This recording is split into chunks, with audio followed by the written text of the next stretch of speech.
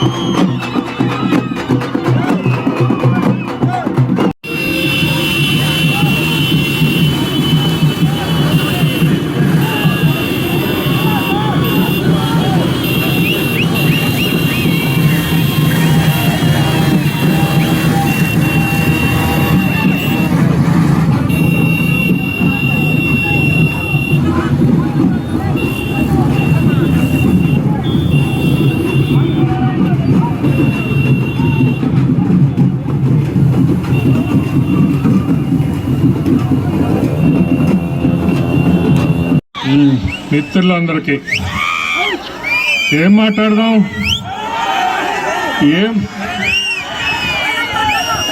మీ అందరికీ ఉత్సాహం చూస్తూ ఉండే అంటే ఇప్పుడు నేను చూసా మన తెలుగుదేశం పార్టీ ఆఫీస్ దగ్గర నుంచి ఇటువైపు వత్సవాయమ్మ గుడి మీదుగా హరిజనవాడ దళితవాడకి వెళ్ళి మెయిన్ రోడ్లో ఇక్కడ దాకా వచ్చాం. మొత్తం అటొక కిలోమీటరు ఇటొక కిలోమీటరు. బహుశా మరి నేను ఈ 40 ఏళ్లలో ఒక్కసారి చూశాను అనుకుంటా, 94లో.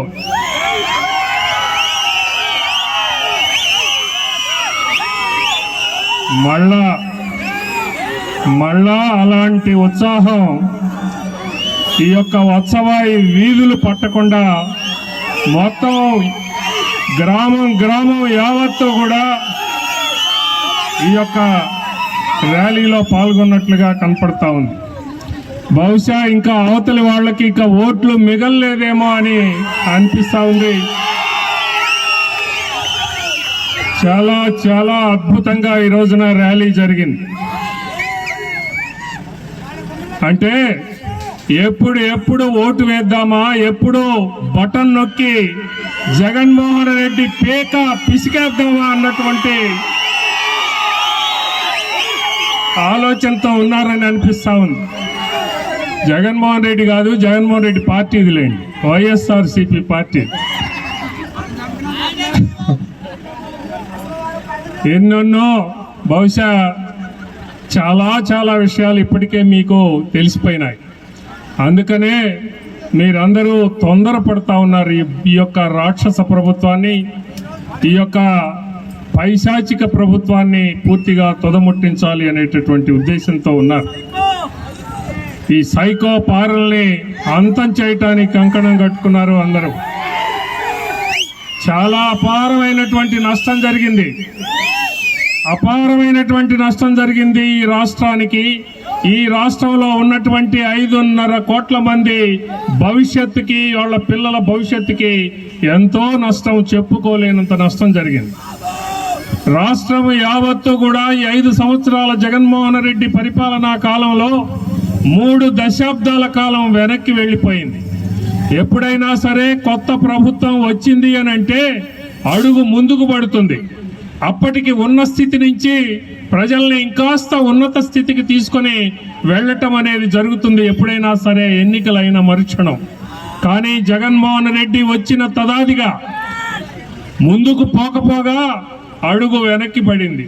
కనీసం ఎక్కడ ఉన్నటువంటి స్థితిలో అక్కడ, అంటే చంద్రబాబు నాయుడు గారు